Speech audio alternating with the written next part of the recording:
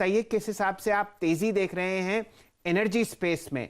BPCL पर मोहर लगती हुई दिख रही है, पेट्रोनेट एलएनजी पर मोहर लगती हुई दिख रही है। एक्सप्लेन कीजिए स्पेस को। आप हमारे रिसर्च गुरु हैं, तो आपसे बेहतर कौन जानता होगा कि इन अंडर वैल्यूड एसेट्स में कहां सबसे अच्छी तेजी आपको दिख रही है, और फिर आपकी टॉप कॉल की बात करेंगे। मॉर्निंग शैल जी, मॉर्निंग वीरू जी।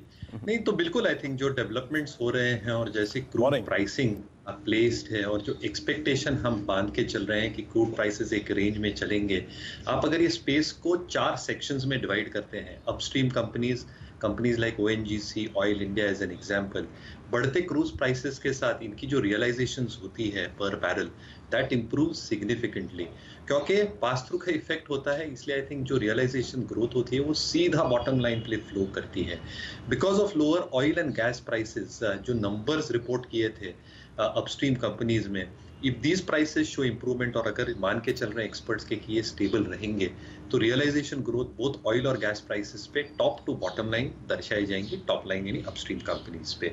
आते हैं हम डाउनस्ट्रीम कंपनीज पे शैल जी। तो आई थिंक अगर हम companies like BPCL, HPCL, IOC की बात करें, इनके जो 3 मुख्य के सेगमेंट्स होते हैं, एक आई थिंक जो रिफाइनिंग वाला सेगमेंट होता है, यहाँ पे उम्मीद जताई जा रही है जैसे डिमांड वापस आ रहा है और जैसे सिंगापुर जीआरएम के क्रैक्स में सुधार देखने मिला है, रिफाइनिंग मार्जिन शुड इंप्रूव। दूसरा I think with oil and petrol and diesel prices, जैसे डीजल की आई थिंक खपत बढ़ती जा रही है because of airlines, ATF prices भी इन्होंने बढ़ाई है और पास थ्रू इफेक्ट होता है। यहाँ पे आई थिंक स्टेबिलिटी आनी चाहिए। और तीसरा आई थिंक जो पाइपलाइन का इनका बिजनेसेस होता है, आई थिंक जो गवर्नमेंट मोनेटाइजेशन की भी बात कर रही है और जो एंटरप्राइज वैल्यू निकल के आता है, I think that also shows support. हालांकि जो इन्वेंट्री लॉसेस और गेन्स होते हैं ये थोड़े आई थिंक एक एडवेंचरस होते हैं क्वार्टर के हिसाब से। So I think even these stocks should be kept in focus from a trading perspective. जो मिड स्ट्रीम होती है, companies like GAIL, Petronet as an example again, I think यहाँ पे जो पाइपलाइन डेवलपमेंट हो रही है, specifically I think Bangalore Kochi की, एक्सपेक्टेशंस है कि आई थिंक जो एंड यूजर इंडस्ट्रीज हैं, फर्टिलाइजर्स, एग्रोकेमिकल, पेट्रोकेमिकल कंपनीज, जो ऑफटेक आ सकता है, that can have significant benefits, क्योंकि जो फिक्स कॉस्ट थी आई थिंक वो अच्छी खासी रिकवर होगी। And with LPG prices improving, downstream product prices improving because of increase in crude, यहाँ पे I think volume led price growth आ सकती है। And fourth, city gas distribution companies, जो जीएसटी की बातें चल रही, इनपुट टैक्स क्रेडिट के वजह से आई थिंक जो एंड यूजर्स है, specifically industrial consumers, they should also benefit significantly with better volume offtake at lower cost. और जो एक टैक्स का एक आर्बिट्रेशन था इन टर्म्स ऑफ वैट अलग अलग स्टेट्स में, आई थिंक वो रेट्रोस्पेक्टिवली निकल जाएगा, which also creates a huge positive impact balance sheets पे। So city gas distribution company Shail ji, to put in a nutshell, बहुत पॉजिटिव लग रहे हैं। Mid stream companies fundamentally I think companies like Petronet, GAIL बहुत बढ़िया लग रहे हैं from a fundamental structure. And if oil prices stay this way, मुझे लगता है ट्रेडिंग मोमेंटम बिल्कुल अपस्ट्रीम और डाउनस्ट्रीम कंपनीज में बरकरार रहेगा, एचपीसीएल, ओएनजीसी। चलिए, ये राय आपको आती हुई दिख रही है एनर्जी स्पेस पे। शेयर कीजिए मयूरेश जी, आपकी आज की टॉप कन्विक्शन ट्रेड। बिल्कुल शैल जी, तो मैंने थोड़ा समय ज्यादा ले लिया एनर्जी स्पेस पे, तो आई थिंक क्विकली बात कर लेता हूँ। आई थिंक टाटा कंज्यूमर शैल जी काफी अच्छा लग रहा है। मैं रिजल्ट्स देख रहा था पूरे एफएमसीजी बास्केट का, and generally I think the numbers have been good, but Tata consumer के लिए आई थिंक जो ग्रॉस मार्जिन्स पे दबाव आया था पिछले तिमाही में because of input cost price increases, management का कहना बहुत साफ है कि Q4 में क्वार्टर ऑन क्वार्टर बेसिस पे, because input cost have started coming down, अच्छी खासी ग्रॉस मार्जिन इंप्रूवमेंट आएगी और Q1 of the next financial year से इट शुड नॉर्मलाइज। इसका मतलब यही होता है जो एबिटा मार्जिन है यहाँ पे एक्सपेंशन देखने मिलेगा अगले कुछ तिमाहियों में, दैट शुड सस्टेन। तो that should sustain between 12 to 13% to say the least as a base case scenario. दूसरा आई थिंक जो इनका बिजनेस स्ट्रक्चर है, Indian beverages, Indian food business का वॉल्यूम ग्रोथ वाज एग्जाम्पलरी। जो प्रोडक्ट लॉन्चेस ये कर रहे हैं, टाटा टी, टाटा सॉल्ट तो है ही मार्की प्रोडक्ट्स, बट पल्सेस और स्पाइसेस इतनी बड़ी अनऑर्गेनाइज्ड इंडस्ट्री है शैल जी इंडिया में, as they gain market share with their distribution network and their branded foray and at attractive price points, rural India, semi rural India में, मुझे लगता है I think volume led price growth बहुत जबरदस्त आएगी। हाँ मयूरेश जी, टाटा कंज्यूमर पर हम लोग ध्यान देंगे, और यहाँ पर एक आपने हल्का सा लाल निशान कल के सत्र में देखा, बाइंग एक्शन आपको वापस आता हुआ दिखता है, ये आपको जोशी साहब बता रहे हैं।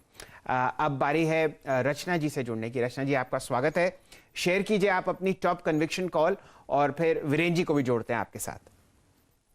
मेरा टॉप कनेक्शन कॉल जो है वो अंबुजा सीमेंट में है, उसमें बाय सजेस्ट करना चाहूंगी और 278 पे एसएल लगाएंगे और ऊपर वाली साइड पे टारगेट लगाएंगे 288, देन 290 एंड देन 292।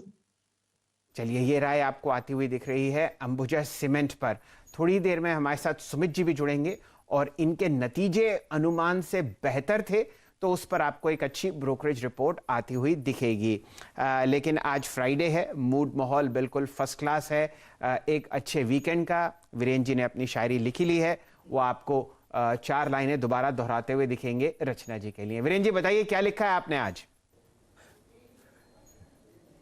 जी हाँ, आज फ्राइडे, बाजार की टेंशन और बाजार की अगर आप देखें सुकून तलाशने की जो कहीं ना कहीं फिराक है, उस पर ही 4 लाइनें लिखी हैं कि शुक्रवार का सुरूर है, इंडेक्स थक कर चूर है, एफआईआईज खेल देख रहे हैं, डीआईएस माल बेच रहे हैं, पीओएसएस में आग लगी है, H2B2 में जान अटकी है, एसजीएक्स नीचे झूल रहा है, डाउ फ्यूचर्स फिर से डोल रहा है, फ्राइडे फैक्टर रखिए याद, बस ट्रेडर्स की रखिए जज्बात, बस ट्रेडर्स की रखिए जज्बात, यानी जहां मौका मिले वहां चौका लगाइए।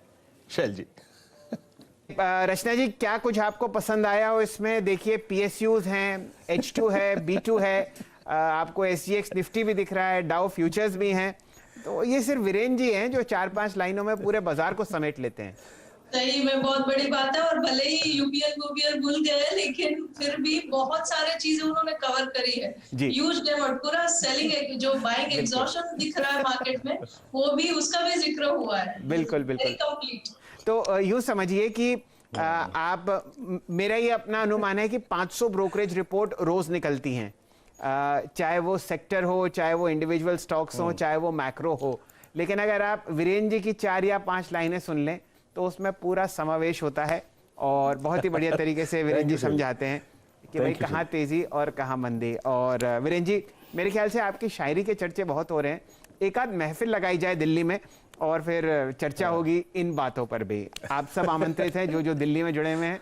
वीरेंद्र जी वैसे भी बहुत बढ़िया शायरी करते हैं। चलिए, अंबुजा सीमेंट की बात हुई, हमारे साथ सुमित जी जुड़ चुके हैं और वो राय आपको देंगे एक ऐसी ब्रोकरेज रिपोर्ट पर जो इन नतीजों के बाद आपको आती हुई दिखी है। बताइए आज की बिग ब्रोकरेज रिपोर्ट क्या है सुमित जी, और क्या लिखा है अंबुजा के बारे में? देखिए, आज रादर पूरा सीमेंट स्पेस ही शायद फोकस में रहे, क्योंकि 2 बड़ी रिपोर्ट्स आई हैं। एक तो अंबुजा के नंबर्स के ऊपर भी आई है और एक सीएलएसए की पूरे सीमेंट सेक्टर के ऊपर भी आई है। तो पहले अंबुजा की रिपोर्ट पे बात कर लेते हैं। नंबर्स के बाद ओवरवेट रेटिंग के साथ मॉर्गन स्टैनली आउट कराया और उन्होंने यहाँ पर टारगेट्स जो है वो करीब 300 रुपए के दिए, यानी कि 280-82 पे शेयर है और अब 300 रुपए के टारगेट्स आ रहे हैं। नतीजे अनुमान से बेहतर है। उन्होंने ये बात साफ की कि सरप्राइज किया है कंपनी ने हर पैरामीटर्स पर। एबिटा के तौर पर भी करीब 7% उनके अनुमान से बेहतर है और 6% कंसेंसस के अनुमान से भी बेहतर एबिटा आता हुआ दिखाई पड़ा है। और ओवरऑल नंबर्स यहां पर बेहतर साइड पे दिखाई पड़ रहे हैं, इसीलिए उन्होंने ओवरवेट रेटिंग दी है। अब दूसरी जो बड़ी रिपोर्ट है वो सीमेंट स्पेस पे सीएलएसए की तरफ से है। उन्होंने बात साफ की कि डिमांड बहुत स्ट्रांगली पिकअप कर रही है, रिकवरी देखने को मिल रही है और थोड़ी सी और शायद यहां से रिकवरी बढ़ते हुए दिखाई पड़ेगी इस पूरे स्पेस में। चैनल चेक ये इंडिकेट करता है कि अक्रॉस ज्योग्राफीज बहुत स्ट्रांग डिमांड आ रही है। मिड कैप सीमेंट स्पेस उन्हें पसंद है, फ्रंटलाइन सीमेंट स्पेस में अच्छी डिमांड है, अर्बन रियल स्टेट और इंफ्रास्ट्रक्चर यहां से बहुत अच्छी डिमांड देखने को मिल रही है। और मंथो मंथ बेसिस पे जो सीमेंट के दाम है उनमें चैनल चेक ये कहता है कि कुछ प्राइसेस बढ़ते हुए दिखाई पड़ रहे हैं। उनको लगता है कि डिमांड 10 से 12% गोइंग फॉरवर्ड अगले 2 साल में बढ़ेगी। तो सीमेंट में पूरा सेक्टर पसंद है और अंबुजा को लेकर भी एक रिपोर्ट है जहां पे ओवरवेट रेटिंग है। ओवरवेट ऑन अंबुजा याद रखिएगा, लेकिन सीमेंट अगर आप देखें काफी प्रिफर्ड स्पेस है सीएलएसए का। हम इन पे बात करेंगे, इन पे टेक चेक लेंगे और मयूरेश एक फंडामेंटल पर्सपेक्टिव लेंगे। फटाफट देख लीजिए आज की हमारी अब तक की कॉल्स। शैल जी की स्ट्रेटेजी को आपने समझा, निफ्टी बैंक में हमारी अप्रोच को समझा।